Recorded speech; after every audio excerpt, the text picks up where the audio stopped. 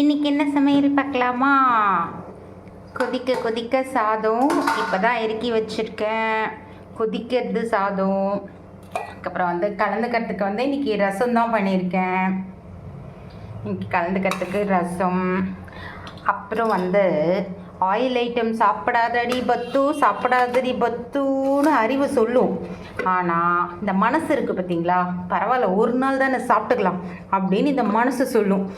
அப்படி சொல்லி தான் இன்றைக்கி பஜ்ஜி போட்டிருக்கேன்.